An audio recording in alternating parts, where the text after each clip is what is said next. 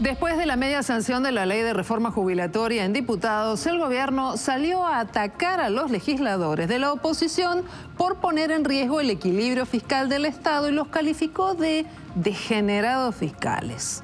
Además, criticó fuertemente a quienes se opusieron a derogar las jubilaciones de privilegio, incluyendo al propio Miguel Ángel Pichetto. Después de la crisis por los alimentos, ahora el gobierno inauguró la pelea por las jubilaciones. Hola, buenas noches. Estas son las noticias a las 20:30.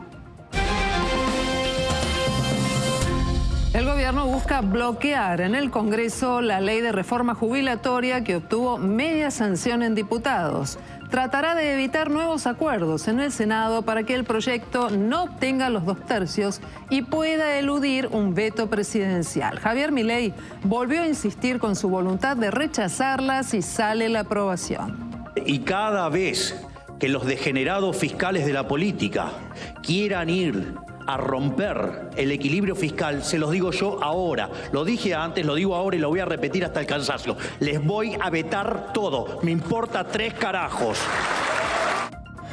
Javier Milei también dijo que seguirán los despidos de trabajadores en el Estado y que el objetivo es echar a 75.000 personas. Además, se conocieron hoy los aumentos de las tarifas de gas y de luz. Los más afectados serán las personas de ingresos medios y bajos. En tanto, el mercado sigue dándole la espalda al gobierno. Hoy aumentó el riesgo país y también cayeron los bonos. La justicia falló contra el gobierno por los alimentos almacenados. Luego de la audiencia que se celebró ayer, los jueces de la Cámara Federal decidieron que Capital Humano informe cuál es el stock de los alimentos y cómo los va a distribuir. Pidieron sanciones además contra Juan Grabois y Leila Yani por su comportamiento en los tribunales. Las guardias pediátricas están con alta demanda por la circulación de virus respiratorios. En niños, la mayoría de los casos que se registran son de gripe A. Los especialistas afirman que los niños no son necesariamente más vulnerables que los adultos. El frío empezó a retirarse sobre la ciudad de Buenos Aires, pero entramos en aire húmedo tal cual estaba previsto. Para mañana se espera un aumento de la temperatura más marcado que persistirá durante varios días. Además, hay alerta por densas nieblas que incluye el área metropolitana de Buenos Aires. En instantes, todos los detalles.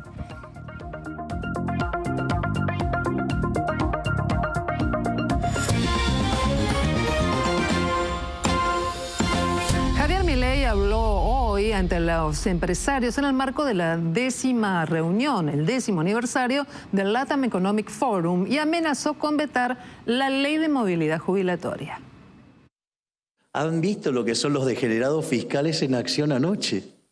Así que miren, digo, lo que es esta pelea. Pero a diferencia de otros que con ajustes de medio punto del PBI terminaron volando por los aires, nosotros hicimos el ajuste de 7 y estamos acá parados y vamos a seguir dando la pelea. Y más importante, y cada vez que los degenerados fiscales de la política quieran ir a romper el equilibrio fiscal, se los digo yo ahora, lo dije antes, lo digo ahora y lo voy a repetir hasta el cansancio. Les voy a vetar todo, me importa 3 carajos. Allí entonces el presidente Javier Milei en el foro empresario anticipando cuál va a ser su acción. Pero nosotros anoche algo te anticipamos en Noticias a las 20:30 sobre los últimos cambios que se estaban negociando. Leandro, lo que todo el mundo quiere saber, en definitiva, es qué pasa con la letra chica y la forma en la que van a aumentar esas jubilaciones y cuáles son los cambios imprescindibles que un jubilado tiene que conocer. Bueno, la nueva fórmula de movilidad jubilatoria que tiene media sanción de diputados, hay que ver si la logra en el Senado, introduce cambios muy importantes justamente para restaurar o fortalecer el poder adquisitivo de los jubilados que quedó muy resentido por la inflación de diciembre y de enero. Entre otros cambios, tiene una recomposición inicial este proyecto del 8,1%. Recordemos que en enero la inflación fue del 20%, que tuviste una recomposición por decreto del 12%, pero faltaría un 8,1% restante. Bueno, este proyecto viene a saldar ese punto inicial. Luego va a tener una actualización por inflación mensual. Esto es mes a mes, siempre viene rezagado 2 meses, pero bueno, es lo que está pasando ahora también con el decreto. En este punto no hay cambios. Lo que sí hay cambios es que hay un aumento anual adicional que va a tener en cuenta tanto la inflación como la evolución de los salarios. ¿Qué buscan los diputados con esto? Que si los salarios suben por encima de la inflación, las jubilaciones no queden rezagadas con respecto a los salarios. Es decir, en un escenario de crecimiento de la economía y desinflación, los jubilados sin este punto estarían perjudicados, con lo cual tienen esta compensación anual adicional. Luego lleva el haber mínimo de las jubilaciones a una canasta básica total para los adultos mayores, que hoy está en 285.000 pesos. Es decir, te eleva el piso de la jubilación mínima. Aparte está en el proyecto esto de cancelar las deudas que tiene el Estado Nacional con las cajas previsionales provinciales. ¿Qué dicen desde la oposición? Desde la UCR, que fue uno de los autores de este dictamen, dicen que el costo fiscal de este proyecto es de 0,45% del PBI, que es marginal y que de hecho es mucho menor al proyecto, al dictamen de mayoría que tenía Unión por la Patria. Desde el gobierno dicen que esto pone en riesgo el equilibrio fiscal y por eso el presidente amenaza con vetar este proyecto. Justamente ese es el problema que hay. Hoy el presidente Javier Milei habló de la posibilidad de un veto y le respondió justamente a los diputados a los cuales trató de esta forma. Mi frase más conocida internacionalmente, me gustaría que se recuerden otra, pero se recuerda esta, que es una que dice afuera. Y hoy están haciendo campaña en todo el mundo con el afuera. Bueno, el afuera significó llevar la cantidad de ministerios a la mitad. Y eso se redujo toda la estructura del Estado a la mitad. Y eso no fue gratis, porque obviamente que echamos gente, digamos, en materia de contrato vamos a terminar echando 75.000 personas, ya llevamos 25.000. Bueno, esta era la referencia hacía el presidente sobre su plan para despedir a 75.000 trabajadores estatales. Escuchaste bien, 75.000 trabajadores que no son de planta permanente, sino que tienen contratos que se renuevan trimestralmente. Ya en marzo habían cesanteado 25.000 trabajadores. Cada 3 meses el gobierno evalúa despedir más gente. A fines de junio lo hará. De hecho, por eso Milei dice este número de 75.000, que es el número total, con lo cual uno puede inferir que hay 50.000 personas que hoy trabajan con un contrato en el Estado y que su trabajo está en riesgo, que a fin de junio lo pueden perder, incluso a lo largo del segundo semestre también puede suceder esto. Leandro, mientras tanto, previo a que hablara el presidente Javier Milei, el ministro de Economía, Luis Caputo, también enfrentó a esta platea con empresarios y dio una mirada sobre cómo se encuentra la economía. ¿Qué dijo? Su mensaje fue muy importante, Silvina, porque tal vez estemos viviendo esta semana la peor semana del gobierno en términos económicos, financieros y seguramente también políticos por lo que está pasando en el Congreso. Entonces, cuando habló hoy el ministro Caputo, era muy esperada su definición, porque él suele dar definiciones que calman por lo menos a los mercados. Bueno, dio un mensaje en ese sentido, dijo que lo peor ya pasó de la crisis y de la recesión, auguró un rebote económico y le pidió a los empresarios invertir. Lo hizo de la siguiente manera. La realidad es que ver que lo que uno pensó, diagramó, porque esto lo pensamos por mucho tiempo y lo diagramamos por mucho tiempo, se materializa en resultados, también reconforta mucho, honestamente. Y la verdad nos hace ser mucho más optimistas de cara al futuro, porque de alguna manera creemos que sí, que lo peor pasó, que ya estamos en franca recuperación y que podría tranquilamente, de hecho ya hay signos, digamos, bastante elocuentes. Cuando Caputo se subió a ese escenario, antes de hablar, los mercados estaban en rojo, caían las acciones, caían los bonos. Era otro día negro para el gobierno en el frente financiero. ¿Qué pasó? Apenas habló Caputo, los números empezaron a moderarse, algunos números se dieron vuelta y se pusieron en verde, incluso algunos activos financieros, otros terminaron en rojo, pero en un rojo muy moderado. El dólar blue bajó 1,19%, cerró en 1.250 pesos. El MEP subió moderadamente, 0,2%, y el contado con liquidación cayó 0,5% y cerró en la punta vendedora en los 1.304 pesos. Ahora, ¿qué pasó con respecto a acciones y bonos? La verdad, como te decía, arrancó muy mal. El Merval en dólares estaba rojísimo, terminó abajo apenas 0,1%, 1.204 dólares, y el mercado esperando que el gobierno logre alguna victoria en el Congreso, alguna victoria legislativa. Los bonos también cayeron, en este caso lo hicieron más pronunciadamente. La L30 cayó 1,7%, cerró en 52 dólares con 35 centavos. El Riesgo País subió, pero apenas lo hizo 34 puntos, no fue tanto como ayer, cerró en 1.528 unidades básicas. Otro día que al gobierno le está costando, por lo menos desde los mercados están esperando que las expectativas que hubo en el primer trimestre de este año, cuando parecía que estaba de fiesta los mercados, se conviertan en realidad. Que ya quieren ver para creer, ya las expectativas dieron paso a la impaciencia por ver algún avance de la ley bases en el Congreso.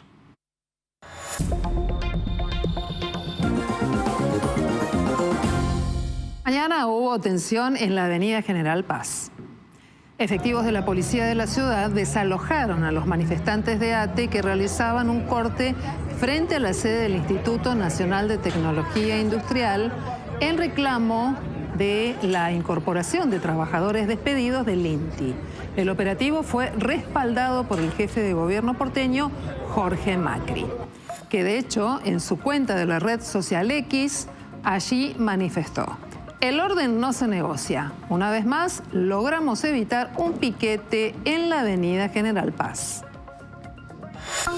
Habló de militantes de hambre. La Cámara Federal le dio la razón al juez Sebastián Casanelo y le ordenó al Ministerio de Capital Humano que distribuya los alimentos que tenían los galpones de Tafí Viejo y de Villa Martelli. Los jueces Martín Irursun, Eduardo Fara y Roberto Boico resolvieron ordenarle a ese ministerio que elabore un plan de distribución de dichos alimentos en atención a su tipo, cantidad, fecha de vencimiento y grupo de destino, previendo su ejecución de modo inmediato. Para conocer cómo es la ruta de esta mercadería, charlamos hoy con una autoridad de CONIN que nos explicó cómo es el traslado para que los alimentos lleguen a todos aquellos que hoy lo necesitan. Los lugares son nuestros 95 centros CONIN que ya están funcionando. En los lugares donde ellos están es donde son los puntos de entrega. Y cada uno de los centros de manera responsable presentó a las organizaciones con las cuales ya conocía o venía trabajando, porque no teníamos tiempo para realizar ningún tipo de relevamiento y saber la cantidad de niños. En función de la cantidad de niños fueron los kilos de leche que se pidieron en cada caso en particular, y dependió de las posibilidades de cada centro de cumplir con la logística, ya que los vencimientos son cercanos. Lo que viene llegando están venciendo los primeros días de agosto o los primeros días de septiembre. Nosotros hicimos un cálculo teórico para 2 meses. Vean esto. Esta es la Catedral Metropolitana. Allí se realizó el encuentro Noches de la Caridad. Sí, en plena Catedral Metropolitana, junto a referentes y voluntarios de 170 comunidades parroquiales que colaboran con comedores y con merenderos comunitarios y que además acompañan a personas en situación de calle. De esta cena participó Monseñor Jorge García Cuerva, el arzobispo, la máxima autoridad de la Iglesia Católica en la Argentina, quien hizo una reflexión a partir de un texto del Evangelio. Prepagas cayó la cautelar que frenaba los aumentos y podrán subir cuotas a partir de julio. De esta forma tendrán vía libre para subir las cuotas, ya que la Superintendencia de Servicios de Salud decidió no sostener la demanda que iba en contra de la cartelización de las empresas de medicina prepaga, quienes a partir de julio tendrán vía libre para aplicar subas sin tope. Hablemos de la salud. Ustedes lo han notado, los virus respiratorios impactan de manera muy particular entre los chicos. La gripe A nuclea la mayor parte de los casos que están llegando hoy a las guardias de los hospitales. Los médicos advierten que la circulación se adelantó como consecuencia del frío, pero que no se están registrando más casos graves que los que ya se registraron en otros años. Las guardias médicas pediátricas están a tope de consultas por virus respiratorios en bebés y niños. Aunque la alarma en los padres va en aumento, los médicos advierten que hasta ahora los registros oficiales indican que los casos graves no son más numerosos que otros años. En los números oficiales no parece haber tanto impacto, inclusive la comparación con la misma semana epidemiológica del año anterior, estamos en menos casos de estas enfermedades que dijimos, síndrome tipo influenza, enfermedades respiratorias agudas graves, neumonía, bronquiolitis y casos de COVID. Sí percibimos que sí se detectó que hay más circulación de virus de la gripe, ¿sí? Hay mucho más influenza. Cuando hablamos de influenza, hoy hablamos de influenza A, que es responsable del 85-90% de los contagios. En las guardias pediátricas como esta, la del Hospital Gutiérrez, lo que más se ve son casos de gripe A. Los síntomas son decaimiento y picos de fiebre muy alta. Según los padres, esta enfermedad registra unas 24 horas de fiebre alta, pero luego de este periodo empieza la mejoría. Sin embargo, también se ven cuadros de bronquiolitis y neumonías. Si son causadas por virus, las enfermedades no tienen tratamiento con antibióticos y en general son leves. La prevención es indispensable. Todas las vacunas al día, las de calendario y las de virus respiratorio. Lavado de manos, fundamental. Toser en el pliegue del codo, ventilar los ambientes y el que tenga síntomas, por favor, que no asista a los lugares poblados como clases, guarderías, jardines de infante. Los especialistas destacan que en niños las medidas de prevención son más difíciles de llevar a cabo. Por eso es importante aislar a los menores con algún síntoma. De todas maneras, no es cierto que los niños sean más vulnerables que los adultos a los virus respiratorios. Los niños es más difícil por el cumple de distanciamiento social, las medidas de prevención, el lavado de manos, el tipo de juego que tienen, con la contaminación muchas veces de los juguetes y todo. Y hay que tener en cuenta también que la infección respiratoria más común es el resfrío. Un niño va a tener 4 o 5 resfríos por año y el resfrío, la principal vía de transmisión es el contacto en superficies contaminadas por personas que están resfriadas. Entonces, eso hace también de que sea más frecuente. No es que le dé más infecciones, sino que son más frecuentes, ¿sí? Entonces, en algunos niños vulnerables, en niños con condiciones de inmunocompromiso, prematurez, enfermedades respiratorias crónicas, falta de desarrollo de su aparato respiratorio, pueden generar enfermedad grave. Por eso hay que estar atentos, ¿sí? Además, los médicos afirman que no es cierto que los virus de esta temporada sean más potentes que en años anteriores. Lo que vimos a la salida de la pandemia es que como estuvimos expuestos 1 año y medio solo al COVID, porque después nos distanciamos, hicimos todas las medidas de prevención muy bien, después empezamos a tener infecciones virales sin un patrón estacional y ahora estamos recuperando estacionalidad al parecer. Y bueno, a veces por esa deuda de inmunidad podría tener la percepción de que nos enfermamos más este año, pero en realidad que sí nos enfermamos tanto antes. Y sabemos que los cuadros virales respiratorios, que se acompañan de tos, el promedio que una persona tiene tos ronda los 19 días, por lo cual no estamos tan conscientes, pero estamos casi 3 semanas tosiendo, y es un número que a veces no tenemos en cuenta.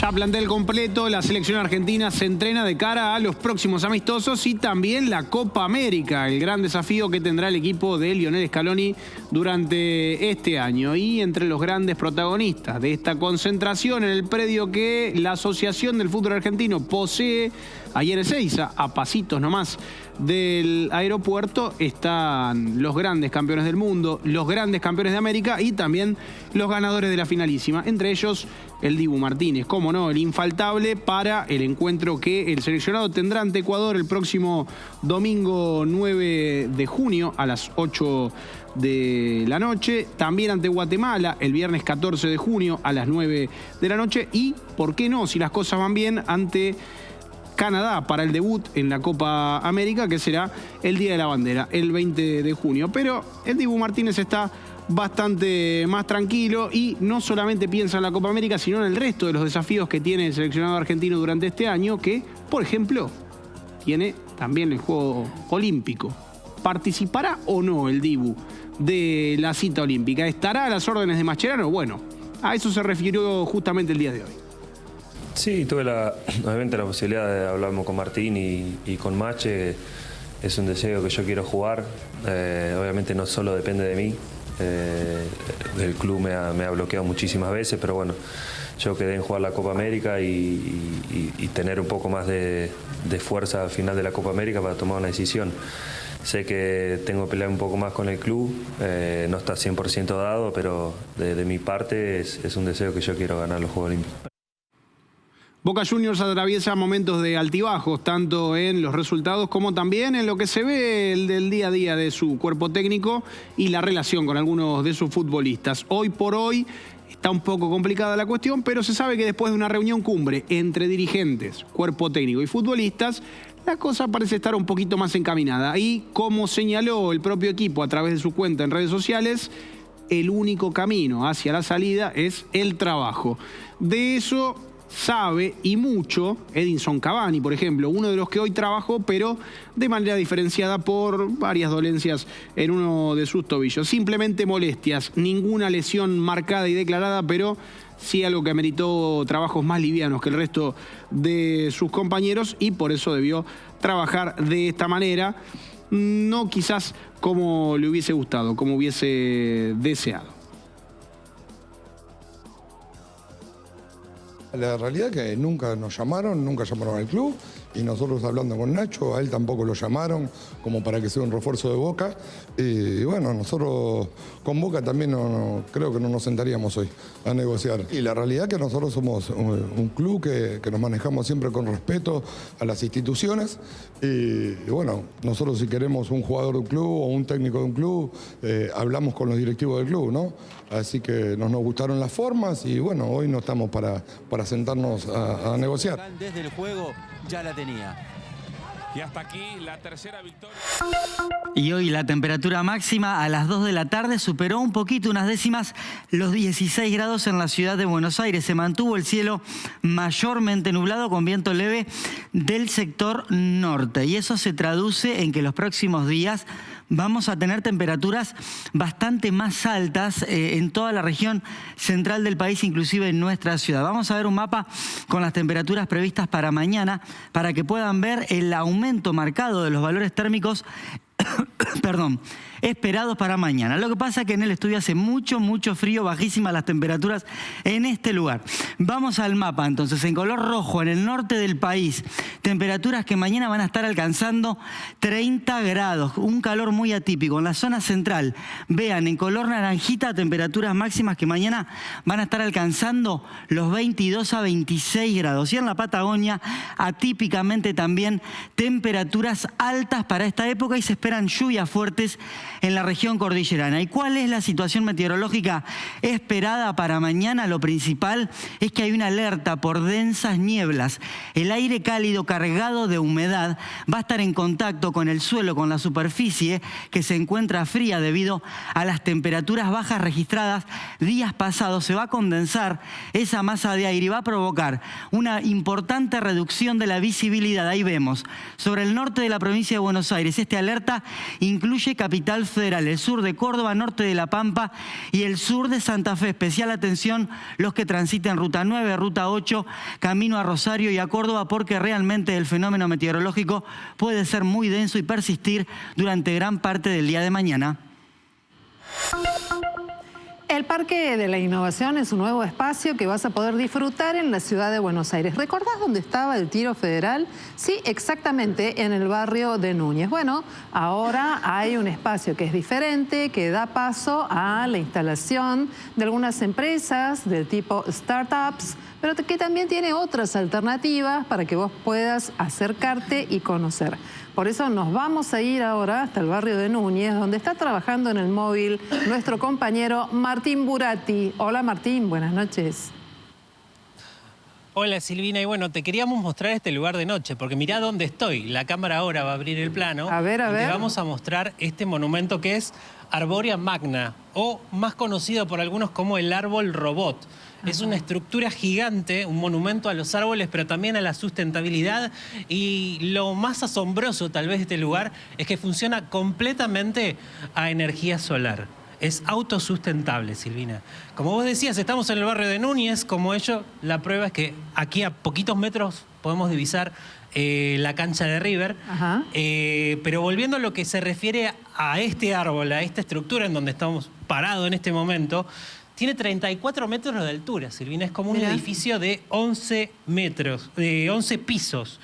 Las cortezas del árbol está construido con tubos de hierro y hay 17.000 piezas de cerámica pegadas alrededor del hierro simulando la corteza de un árbol. Una obra de arte que tal vez la cámara ahora en este momento no lo puede tomar, pero es una obra de arte muy delicada, muy linda para compartir.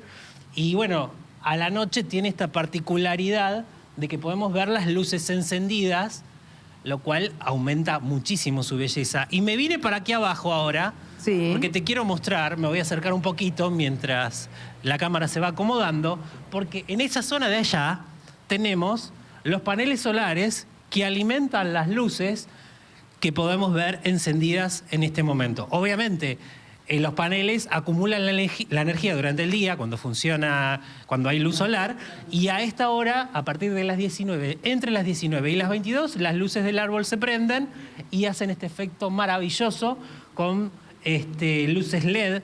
Son en total 754 focos LED que tiene este árbol, esta obra de arte que fue realizada por el artista argentino Nicola Constantino. Este es el puntapié inicial, como vos decías, de un barrio tecnológico del Parque de la Innovación, que también cuenta con el Más 54 Lab, Más 54 por el prefijo de Argentina, que es un espacio de coworking tecnológico con laboratorios. Y la buena noticia, la novedad, es que ya 36 startups, 36 empresas están trabajando dentro de ese laboratorio y están obviamente dando los primeros pasos de crecimiento en este barrio que promete incorporar muchas más empresas más. De hecho, tenemos un montón de lugares cerrados con estas muros de aluminio que vemos aquí, donde se van a instalar diferentes empresas. Vemos aquí que va a estar una universidad, algunos lugares que todavía no han sido contratados, pero bueno, esto es un lugar en pleno crecimiento. El espacio de coworking de laboratorios todavía tiene mucho espacio para crecer y obviamente tenemos la joya, que es lo que estábamos mostrándote, el Arborea Magna o el árbol robot de aquí del Parque de la Innovación. Muy bien, Martín. Nos gusta mucho poder recorrer estos espacios diferentes, alternativos en la ciudad de Buenos Aires. La artista, Nicola Constantini, es muy reconocida a nivel internacional y ha hecho esta obra que hoy va a darle un color y una característica diferente, no solamente a la ciudad, sino a este sector del barrio de Núñez. Muchas gracias y buenas noches. Y cuando volvamos de la pausa, vamos a tratar de dar respuestas sobre el tema de las tarifas. ¿Qué implica la eliminación de subsidios en tus consumos de electricidad y de gas? Y el veto ante la posibilidad de tener una ley que modifique la forma en la que van a aumentar las jubilaciones. Estos temas y más, como siempre, aquí en Noticias a las 20:30.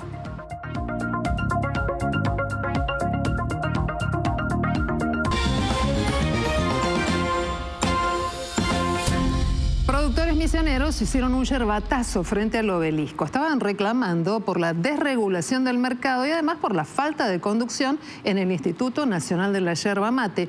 Aseguran que la política que lleva adelante el gobierno está empobreciendo a todo el sector. Paguemos un precio justo. Esta fue una de las principales consignas que presentaron productores misioneros que organizaron un yerbatazo frente al obelisco. Denunciaron que la desregulación del mercado propuesta por el gobierno afecta sensiblemente al sector. Somos distintos sectores del sector yerbatero, agricultores de la yerba, en el cual desde diciembre hasta este momento, que estamos hablando en junio, primeros días, hemos perdido el 50% del valor de nuestra materia prima. Para que se entienda, ahora que está la moda de dolarizar, en diciembre se cobraba 0,60 centavos el kilo de la hoja verde, y ahora se cobra 0,30 centavos. Venimos acá justamente a visitarlos para que todo el mundo vea cuáles son las condiciones que nosotros tenemos, porque muchos consumidores creen que le están pagando la yerba cara en la góndola por culpa de los productores, a nosotros nos han bajado la materia prima entre un 40 y un 50%. Si esa situación sigue así, se va a expulsar un montón de productores. 4.000 pesos el medio kilo en góndola y nosotros de eso cobramos 40 pesos. O 30 pesos, 35 pesos, porque nunca tenemos tampoco, por esto de que no hay sindicato, no hay organización de trabajadores que discuta esa extraordinaria ganancia en góndola que la tiene que pagar el consumidor y el trabajador tarifero, que nosotros decimos tarifero al que cosecha la hoja de la hierba. Estamos por debajo de todo tipo de indigencia en una producción tan noble, ¿no?, en nuestro país. Antes de realizar este yerbatazo, los productores misioneros realizaron una serie de reclamos en la Casa de Gobierno frente a funcionarios nacionales. Pidieron puntualmente que se regularice la situación en el Instituto Nacional de Yerba Mate. Existía un Instituto Nacional de la Yerba Mate que se encargaba de poner un precio mínimo. ¿Por qué un precio mínimo? Porque hay 13.500 productores y solamente 10 compradores, que son los molinos. Esto genera un oligopsonio, un mercado imperfecto. Y al decir un mercado imperfecto es la necesidad de que haya un ordenamiento por parte, en este caso, de un gobierno que era el gobierno nacional. Sobre el final de la manifestación, los diputados Luis Basterra y Victoria Tolosa Paz se acercaron a acompañar en el reclamo. Los pequeños y medianos productores prometieron seguir visibilizando su reclamo y el peligro que representa la importación de yerba para miles de familias. Y allí veíamos a la diputada Victoria Tolosa Paz, que aprovechó esta concentración para referirse a la polémica por el reparto de alimentos a los comedores sociales. Allí aseguró que Petovelo no tiene planificado una política alimentaria y se defendió ante las acusaciones por supuestas irregularidades durante su gestión al frente del Ministerio de Desarrollo Social. Cuando uno tiene una ministra de Capital Humano que muestra incapacidad, ignorancia y crueldad, bueno, es probable que quieran empezar a tapar todos esos motivos por los cuales no puede contarle al pueblo argentino en 6 meses de gestión cuál es la política alimentaria que lleva adelante Sandra Petovelo. ¿Cuál es la política alimentaria? La que quiera. Hace un tiempo que estoy viendo una embestida tremenda, mediática, intentando, bueno, desde un edificio fantasma que ya se olvidaron, pasando por camionetas con sobreprecio, pasando por yerba en mal estado, pasando por cuanta cosa se les ocurra. Hay un esquema que es tratar de tapar la realidad, que es que no saben gestionar, que no vinieron con una expertise en la materia. Yo le pregunto al revés a Sandra Petovelo, ¿cuál es la política alimentaria? ¿Por qué triangula la compra de alimentos evitando cumplir el régimen de contaciones del Estado? ¿Por qué buscó una organización para transferirle 6.700 millones de pesos y dejarle una comisión del 5%? ¿Por qué le compró a proveedores que, según ella, entregan alimentos de mala calidad? Pues son los mismos que la OEI ahora acaba de seleccionar. Tengo muchas preguntas para hacer, pero creo que no las tengo que hacer yo. Se las hace la calle. Bueno, hay temas sociales que tienen un efecto muy sensible entre la población, el destino de las jubilaciones, pero también cómo definir una política alimentaria y garantizar la distribución de alimentos. La Cámara de Diputados, a través de la Comisión de Salud y Asuntos Sociales, convocó esta tarde a la ministra Sandra Petovelo a que visite el Congreso y que presente una serie de informes ante la requisitoria de los distintos legisladores. Aquí hubo coincidencia en todos los bloques, todos quieren escuchar a la ministra. ¿Puede negarse la ministra a asistir al Congreso? ¿Puede tener una actitud distinta? ¿Hay algún mandato constitucional en esta línea?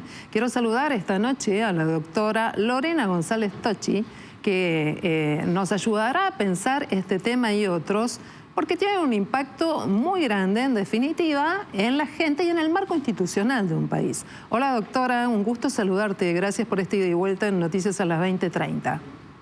¿Qué tal? Buenas noches, gracias por llamarme. Bueno, por favor, la ministra tiene que presentarse sí o sí ante este pedido que han hecho los legisladores esta tarde en el Congreso. La ministra debería presentarse porque en el marco de un Estado de Derecho y la relación entre los poderes debería ser de ir a brindar las explicaciones que le solicita el Congreso. El Congreso no las solicita por capricho, sino porque es su forma de seguimiento de las funciones que le corresponden al Ejecutivo y las funciones que le corresponden al Poder Legislativo. Sería, para decirlo de una manera caritativa, una muy mala señal que no se presentase a brindar explicaciones pertinentes con un tema de extrema gravedad como este. Si no lo hace, ¿rompe algún mandato constitucional o tiene la alternativa de que un subalterno, una presentación por escrito, sustituya su presencia? Bueno, lo ideal sería que fuera en forma personal, porque aparte así puede facilitar el intercambio entre el funcionario y los legisladores que le quieran formular esta requisitoria. En algunos casos se sustituye por algún subalterno, como vos indicás, que tenga el conocimiento y las facultades para poder hacerlo. Vuelvo a decir, no es el escenario óptimo, porque la idea es que pueda existir este intercambio dinámico, pero y tampoco sería conveniente esconderse detrás de un funcionario, ¿no? De otro funcionario. Pero supongamos que no pudiera asistir por algún tipo de motivo, el objetivo final es que la información se brinde y la primera etapa de la rendición de cuentas también se rindan. Los funcionarios públicos, recordemos que en los sistemas republicanos deben rendir cuentas. Exactamente. No solamente frente a los ciudadanos, sino durante todo el ejercicio de su función, frente a los otros órganos y los distintos órganos que forman parte del Estado se controlan recíprocamente. Ese juego lo marca la Constitución. Entonces sería un buen signo de sanidad institucional que esto ocurriese. Hacemos estas preguntas porque sabemos que el jefe de gabinete de ministros tiene que, de manera alternativa, presentarse en la Cámara de Diputados y en la de Senadores. Allí sí hay un mandato que obliga a que el jefe de ministros dé explicaciones en el Parlamento. Pero el panorama no era tan claro, en este caso, con la ministra Sandra Petovelo. ¿Sorprendió de alguna manera la decisión de la Sala Segunda de la Cámara Federal hoy cuando avala la decisión del juez Casanelo y ordena allí tener detallado los alimentos, el número, el reparto? ¿Puede llegar a confrontar con la decisión que tomó el Ministerio de dar paso a una institución como CONIN para hacer efectiva esta entrega de alimentos? A mí no me llamó la atención la decisión porque creo que la idea de considerar que esas decisiones del Poder Ejecutivo son cuestiones políticas no judiciables, en el sentido de que no puede haber ningún requerimiento judicial, me parece una exacerbación de esa doctrina. Hay algunas cuestiones vinculadas a las decisiones estatales que sí no pueden ser revisadas judicialmente, pero esa doctrina es restrictiva. Pensemos en qué tipo de conflicto se estaba ventilando en esa causa y cómo escaló ese conflicto y cuál es la consecuencia directa. No distribuir alimentos a personas en estado de vulnerabilidad, que forma parte de uno de los roles que tiene que cumplir el Estado. Entonces, es razonable que bajo esos parámetros, en el marco de una causa judicial donde se investiga qué pasó, donde se investiga cuáles fueron las consecuencias y cuáles fueron las decisiones, se le requiera una explicación más detallada al Poder Ejecutivo, a los funcionarios involucrados en este caso, sobre esta cuestión. Porque si no, pareciera que hay zonas ocultas de las decisiones estatales y esto no debería ser entendido de esta manera. Doctora, ¿pasa? No sé si se terminó, porque en los últimos días lo escuché mucho, que lo repetían, y esto es una cuestión política no justiciable. La doctrina de las cuestiones políticas no justiciables, cuando apareció, los primeros que la cuestionaron fueron los norteamericanos, y una de las primeras publicaciones que apareció la doctrina es: ¿existió alguna vez una cuestión política no justiciable? Yo puedo considerar que le doy esa especie de inmunidad al Estado para que no muestre el fundamento de sus decisiones y se esconda detrás de ciertas decisiones. Entonces creo que la idea, no digo que cuestiones de seguridad nacional puedan ser ventiladas. Pero este es otro tema, claro, esto es una cuestión distinta. Pero no usar doctrinas para modificar el fin último, ¿no? Una causa judicial es objetivo. Queda claro, doctora. Quería pasar a otro tema que es muy sensible y que tiene que ver con la posibilidad de que a partir de la media sanción que se dio esta madrugada al proyecto de ley que busca darle movilidad a las jubilaciones, el presidente hoy salió con términos durísimos a decir que va a vetar esta iniciativa, insisto, si se convierte en ley. Y además a señalar a algunos legisladores que votaron en contra de la derogación de las jubilaciones que hoy pueden tener un presidente o una vicepresidente. ¿Es tan sencillo para un vicepresidente decir yo veto? ¿O hay prerrogativas legales que hay que tener en cuenta? El artículo 80 y 83, que fueron incorporados en la reforma de 1994, posibilitan que el presidente vete en forma total o parcial un proyecto de ley. Ahora, no es una especie de espada invencible que tiene el presidente frente a aquello que el Congreso sancione que el presidente no considere conveniente. Porque justamente el sistema, ya sea en forma total o en forma parcial el veto, posibilita que, determina, mejor dicho, que ese proyecto de ley vetado en forma total o parcial vuelve al Congreso. Así es. Y el Congreso puede iniciar un proceso que es muy interesante, que se denomina insistencia legislativa. ¿Y en qué consiste? ¿Qué quiere decir esto? Muy bien. Nosotros sabemos que el sistema de sanción y formación de leyes en Argentina es bicameral. Tienen que intervenir inexorablemente las dos cámaras, diputados y senadores. Depende del tipo de proyecto, puede ser iniciado en una o en otra cámara. Ahora, lo importante es que cualquiera sea el producto ley que vaya a salir, tiene que tener intervención de las dos cámaras. Una vez que intervienen las dos cámaras, se sanciona el proyecto de ley y pasa al Poder Ejecutivo para su promulgación y publicación. En ese estadio es donde se activa esta facultad del constitucional, veto total y parcial. El presidente la activa, supongamos que haga el peor escenario, el más rotundo, quiero decir, voy a vetar todo. Creo que eso es lo que dijo en la madrugada, hoy a la mañana. Bueno, veta todo. El artículo 83 dice, si se veta todo, o si se veta parcialmente, pero si se veta todo, vuelve al Congreso y vuelve a la Cámara de origen. Sí. A la Cámara en donde empezó a tramitarse ese proyecto. En este caso, la Cámara de Diputados, exacto. Exacto. Tiene que insistir en la redacción de ese proyecto de ley con una mayoría de 2/3 partes de sus miembros, una mayoría grabada. Estamos hablando del total de diputados que integran la Cámara. No es una mayoría de los presentes. Una cosa son los presentes y otra es la totalidad de la Cámara, ¿no? De los presentes. Ok. De los presentes. Ajá. Entonces, 2/3 partes dicen insisto. Pasa a la segunda Cámara, a la Cámara Revisora, Senado. Tiene que votar en el mismo sentido.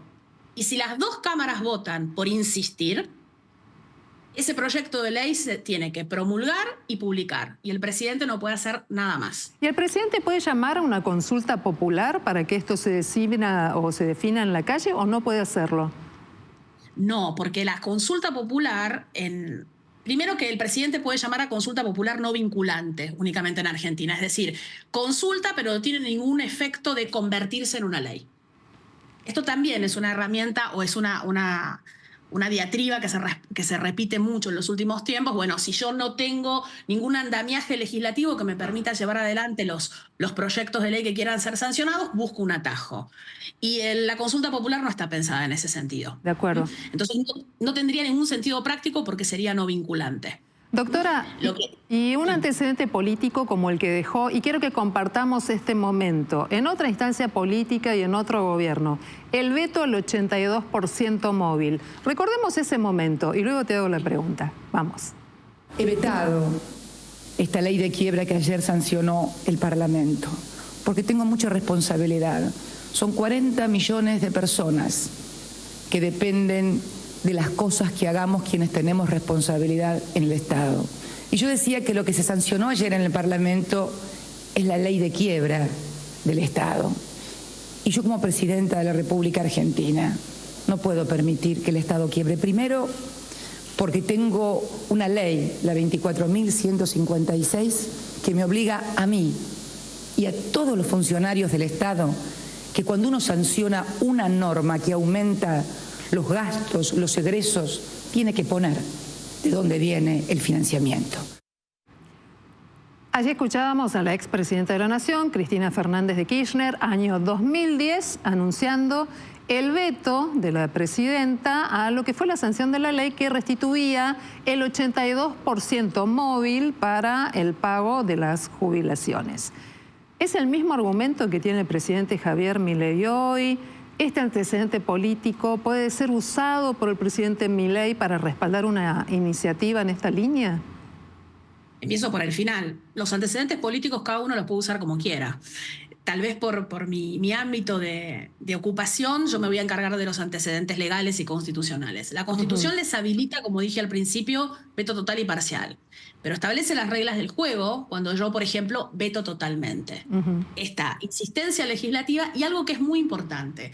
Cuando opera la insistencia legislativa, la Constitución en el artículo 83 dice que las votaciones de las cámaras van a ser nominales, por sí o por no, y que se va a publicar inmediatamente en la prensa, dice el artículo 83, las votaciones, los fundamentos de las votaciones de los legisladores y las observaciones del Poder Ejecutivo. ¿Por qué la Constitución dice este nuevo debate, si me permiten el término, con las decisiones, con los fundamentos de las dos partes, lo voy a dar a conocer? Porque quiero saber por qué es el motivo por el cual un poder insiste en una ley y otro, como en este caso que toca temas absolutamente de presupuesto, por decirlo de alguna manera rápida, dice yo no lo voy a poder cumplir. Pero como vemos, la Constitución sigue resguardando el juego de que quien dicta las normas generales en un Estado como el argentino es el Congreso, que el presidente tiene la potestad de vetar en forma total y parcial, pero no queda como que cada uno saque la carta mayor, sino queda como que el juego de insistencia legislativa tenga una finalidad muy importante, que para mí es la más importante del artículo 83, mostrar qué hay detrás de esa discusión por el cual esa ley o ese proyecto de ley incomoda, molesta, no lo puedo cumplir. Y me parece que para la construcción de la ciudadanía y de la idea del respeto de las instituciones, es muy importante entender el veto con esto, que tal vez este año lo veamos en acción. Doctora Lorena González Tocci, abogada constitucionalista, te agradecemos mucho esta conversación sobre temas que, insisto, son temas sociales que tienen un altísimo impacto y que generan mucha expectativa y que están esperando para unos la respuesta del presidente y para otros el respeto a las decisiones del legislador, porque, bueno, están en el medio la población de jubilados, ¿no? En algunos casos y en otras las que tienen que ver con los alimentos. Buenas noches y muchas gracias. Muchas gracias. Buenas noches. Hasta la próxima. Leandro, hoy además, llevando la discusión a otro plano, se conoció un tema que es muy delicado también, ¿no? Que es la reducción de subsidios que tienen impacto, en definitiva, en el momento de decir, bueno, ¿cuánto voy a gastar de luz? ¿Cuánto de gas? ¿Cuánto me van a subsidiar? ¿Cuánto ya no tendré subsidiado? Por supuesto, y finalmente llegan los aumentos de tarifa de luz y de gas. Hoy la Secretaría de Energía publicó en el boletín oficial la decisión de que a partir de junio, retroactivo al 1 de este mes, se quiten subsidios a las tarifas de los usuarios tanto de ingresos bajos como de ingresos medios. De esta forma, el aumento de la luz vas a tener el grupo, esta es la segmentación que había hecho el gobierno anterior, el N1, que son los usuarios de ingresos altos, van a tener un aumento en promedio de 22,8%. N3 son los usuarios de ingresos medios, que van a tener un aumento de 155%. Y N2, los de ingresos bajos, van a tener un aumento del 99%. Y esto es lo que pagarían por un consumo en promedio. Ahora, la gran medida es que también se bajó los topes de consumo subsidiado. De esta forma, los N3, los hogares de ingresos medios, van a tener un consumo de luz subsidiado de 250 kilowatts por mes y los N2 de 350 kilowatts por mes. En cuanto a aumento de gas, también va a haber un aumento, será menor. Los hogares y los usuarios de ingresos altos van a tener en promedio un aumento del 9%. Los hogares de ingresos medios también del 9%. Los hogares de ingresos bajos, un aumento del 32%. ¿Qué quiere hacer el gobierno con esto? Haciendo la reducción parcial y gradual de los subsidios, quiere ahorrar 4.700 millones de dólares en el año, es decir, anuales, en materia de subsidios, con el objetivo de lograr el equilibrio o superávit fiscal. Ahora, atención con esto. Esta decisión, que había sido postergada en abril y en mayo y se toma ahora en junio, seguramente tenga un impacto en el índice de inflación de junio, que lo conoceremos recién en julio. Es decir, esta medida, que por un lado implica un ahorro fiscal para el gobierno, no es gratuita en cuanto al objetivo del gobierno de seguir bajando la inflación. Te contamos hace un tiempo, seguramente la inflación de mayo arranque con un 5 delante, sea alrededor de 5%. Bueno, ¿qué pasará con la inflación de junio? ¿Volverá a bajar como lo viene haciendo desde diciembre pasado o tendrás ahí un rebote justamente porque estas tarifas de servicios regulados impactan no solo en usuarios residenciales, sino también en comercios e industrias? ¿Qué significa esto? Que comercios e industrias seguramente lo van a trasladar a los consumidores en el precio final de los productos porque aumentan sus costos operativos, en este caso vía tarifa de luz y vía tarifa de gas.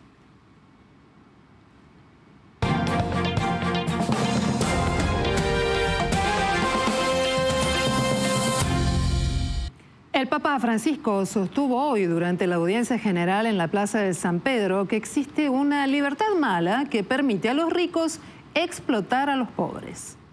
La libertad que permite a los ricos explotar a los pobres es una fea libertad. La que permite a los fuertes explotar a los débiles y a todos explotar impunemente el medio ambiente, y esa es una fea libertad, no es la libertad del espíritu. Y este es el momento del despegue de la cápsula Starliner con 2 astronautas dentro con destino a la Estación Espacial Internacional. El cohete de la compañía estadounidense Boeing logró un correcto despegue al complejo orbital después de varios meses con problemas técnicos en este momento, en el del despegue. El objetivo de la misión de Starliner es la de buscar una nueva oportunidad para unirse a la nave Crew Dragon de SpaceX en la rotación de vehículos contratados para llevar tripulaciones hacia y desde la estación espacial para estancias de larga duración.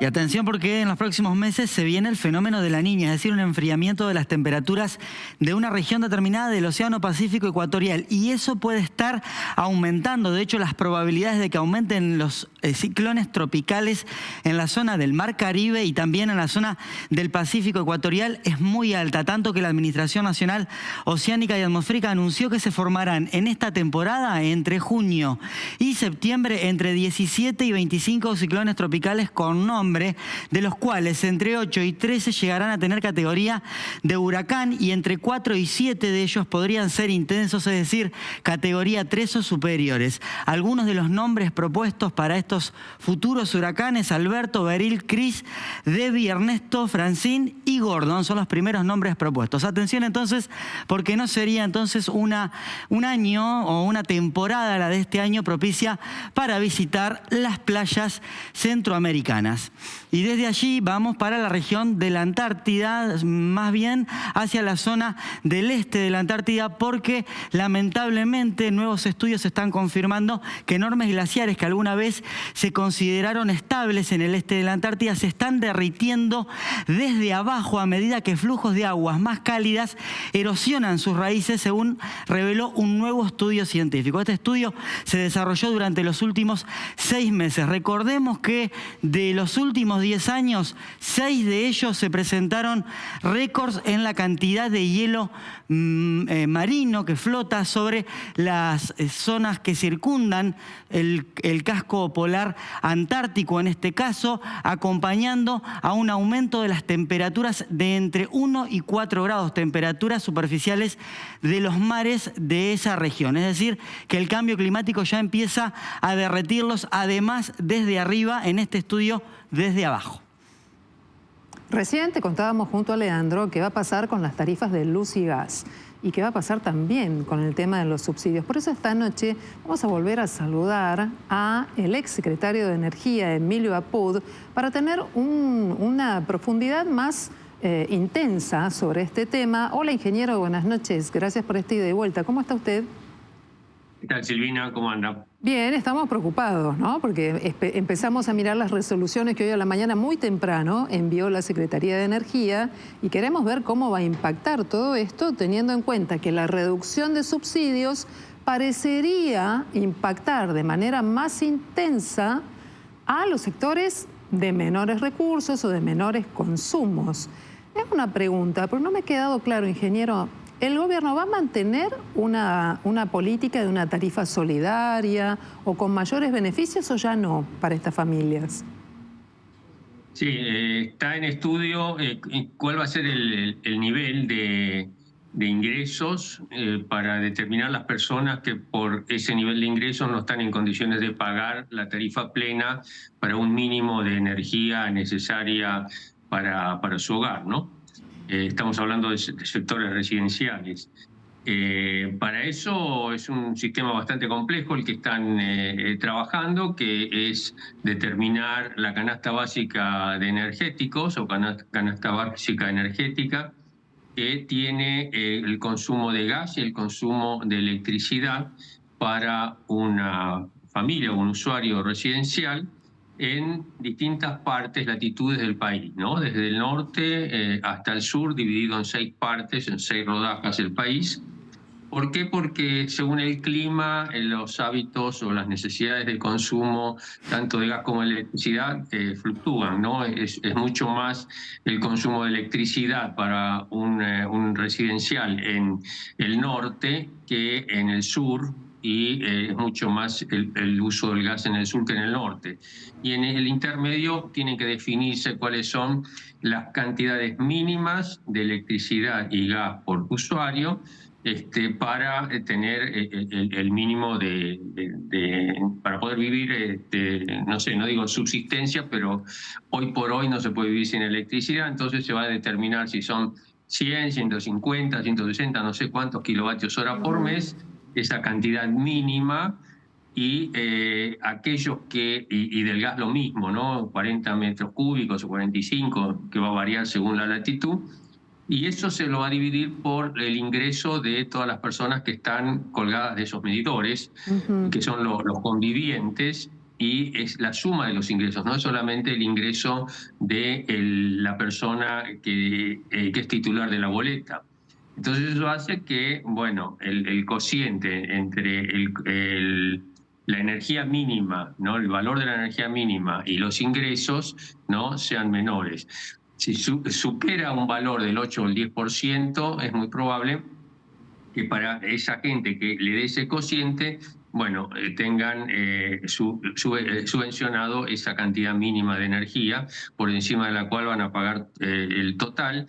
Y ese subsidio no va a ir a las empresas, sino directamente a ese usuario. El usuario lo que va a hacer es pagar la factura completa y se le va a reintegrar a través del banco o de la caja de ahorro o de la tarjeta de jubilación, de lo que sea, ¿no? Emilio. Es un poco...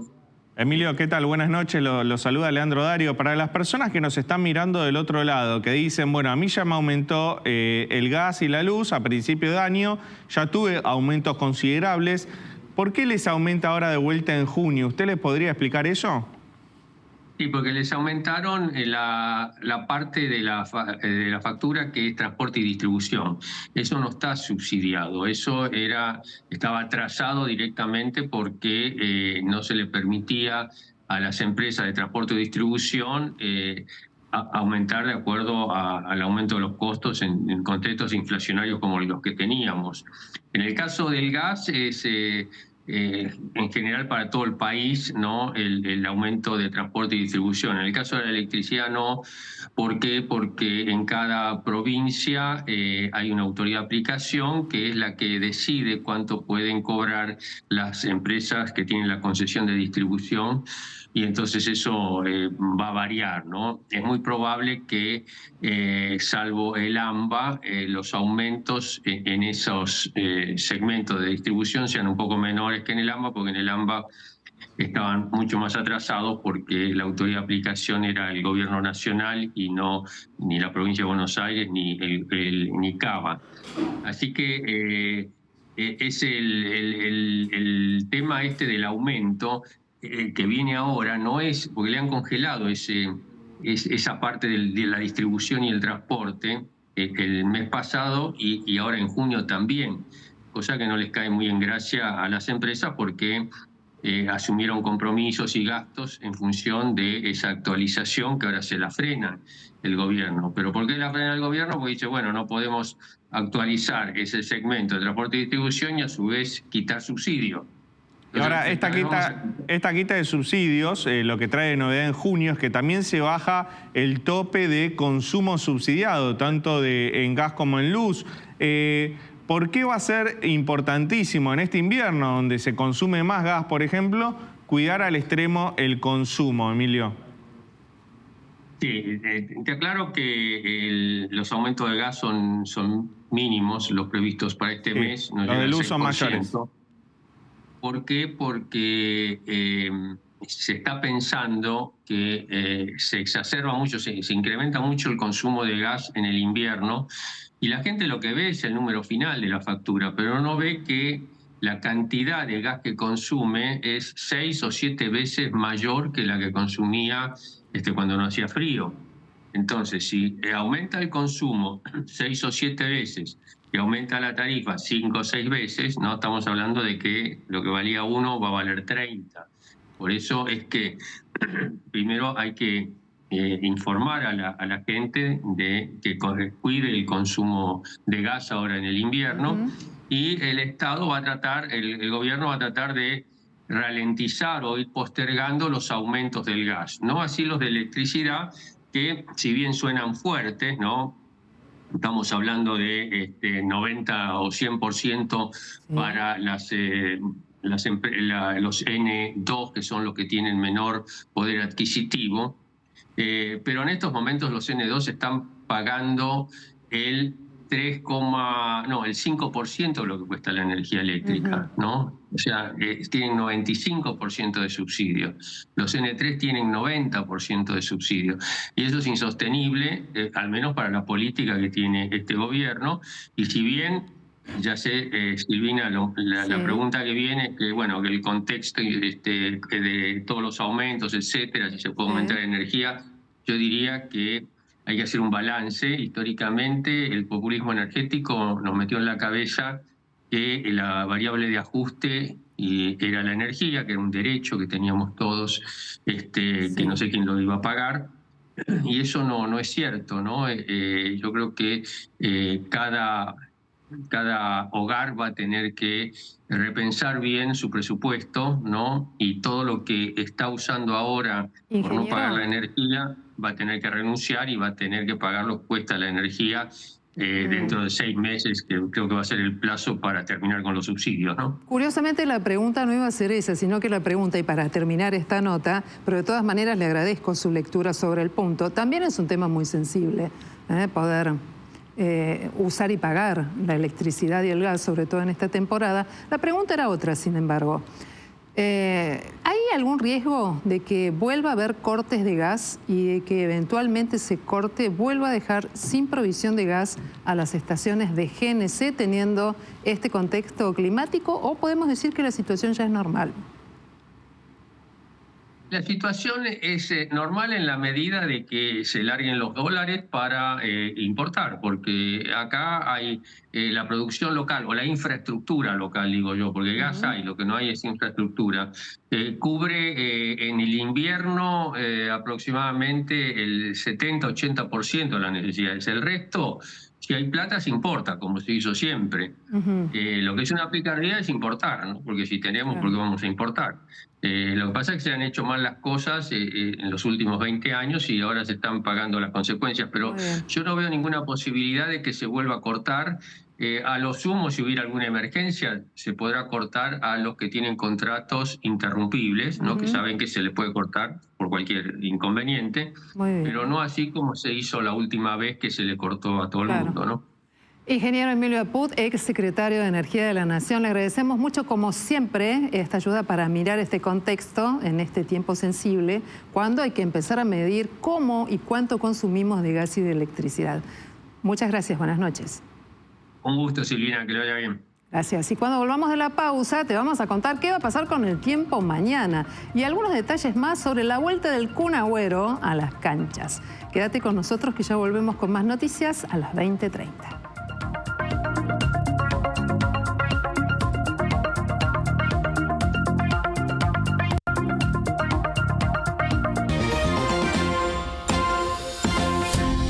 El Kun Agüero volvió a la cancha, pero surgió un episodio. ¿Qué pasó con él? Contanos, ¿cómo lo recibieron? Es un torneo de 7 contra 7 en el cual hay $1 millón en juego. Imagínate vos que la cosa no es para nada simple y terminó peleado con un rival. No se lo tomó para nada bien porque, imagínate, hay un premio bastante suculento. Recibió esta patada de atrás y se enojó bastante.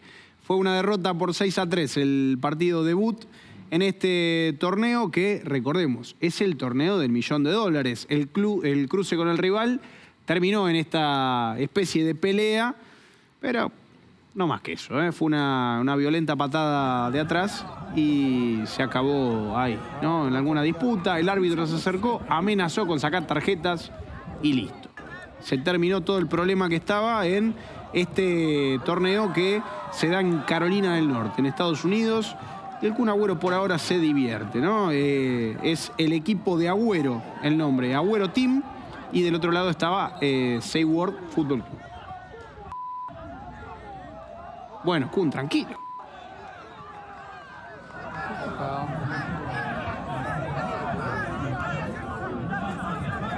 Nacho, ya estamos cerrando estas noticias a las 20:30. ¿Con qué nos vamos a encontrar ahora al salir a la calle y sobre todo mañana, que tenemos un día muy movido además, ¿eh? Bueno, te cuento que a esta hora la temperatura es de 14 grados 6 décimas, 85%.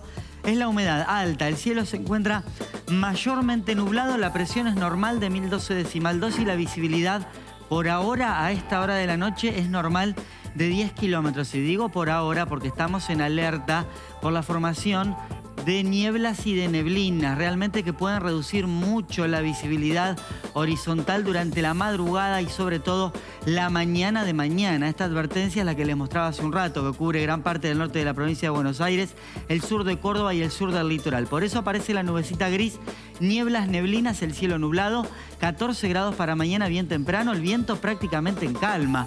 Ahí a 1 kilómetro por hora del sudoeste, 99% la humedad, saturación en el ambiente y mañana sale el sol a las 8 menos 5 de la mañana.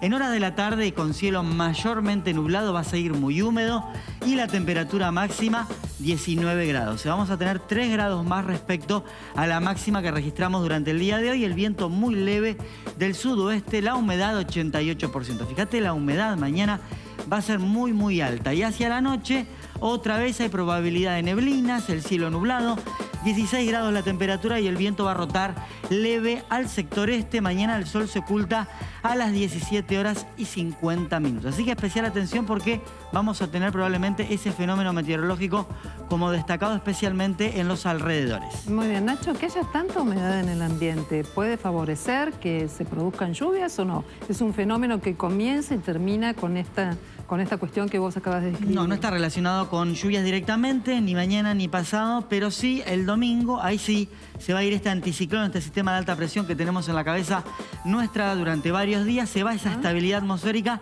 llega aire frío en niveles altos de la atmósfera el domingo y llueve. Bueno, estaremos preparados. Muchas gracias. Muy bien, hasta aquí te contamos todo lo que pasó en tu ciudad, en el país y en el mundo. Mañana nos volvemos a encontrar para hacer juntos estas noticias a las 20:30. Que tengas un muy buen descanso. Chao.